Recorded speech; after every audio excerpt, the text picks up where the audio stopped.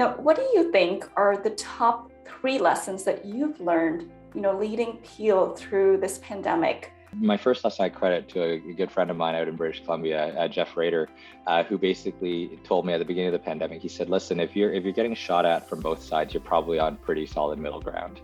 And I think that's one of the most interesting things that I've discovered through the pandemic, especially being in the civil service and holding the position that I do have, is that I need to realize that I need to ultimately speak to my community context, the data, the evidence, and tailor my specific recommendations, taking into account a multitude of viewpoints.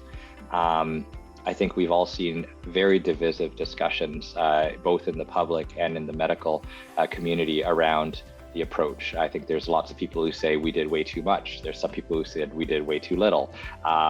I think the reality probably lies somewhere in between.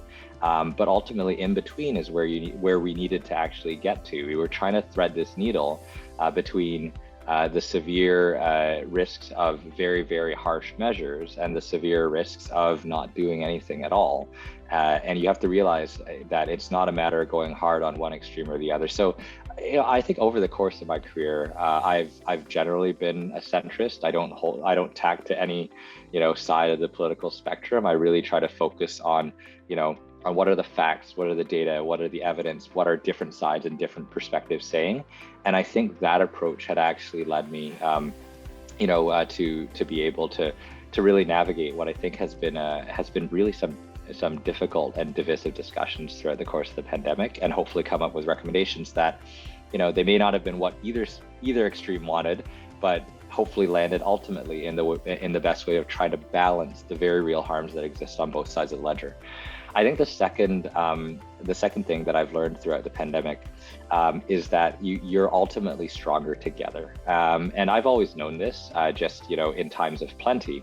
But when you really see it come out during times of crisis, it really warms your heart. I've just seen so many people go above and beyond to take care of us. I live in an amazing neighborhood. And despite the fact that I, as well as most of my staff and my leadership team, have faced intolerable abuse and harassment from some very strong but vocal minority groups in our community, I've been grateful for just how everyone has really collectively come together to try to look out for each other during this crisis. I often like to say that the pandemic has empathy, and I think the vast majority of us have actually passed with flying colors, just being willing to look out for our neighbors, to mask, to get vaccinated. Here in Canada, I think we really are a collective success story. And when I think about how, just being in our neighborhood, our neighbors, taking care of us, looking out for us, all these other things, and stepping up, knowing that, we're a 2-doctor household, my wife and I, I think that just seeing how the whole "we're stronger together" works in times of difficulty in addition to times of plenty has really helped to reinforce that life lesson for me. And I think the final life lesson that I've learned is that your words and your choice of words and the way you deliver it have significant power. The messages you deliver have power.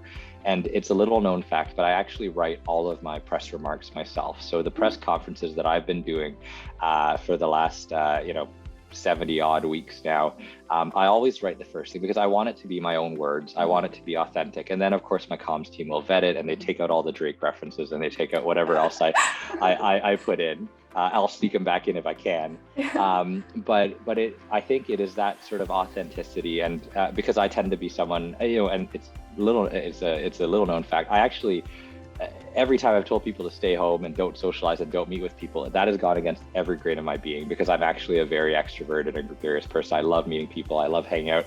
I am happy with any social gathering, whether it's just a tete-a-tete over coffee or like a giant networking event. I love it all. So that was really difficult for me to navigate through the pandemic.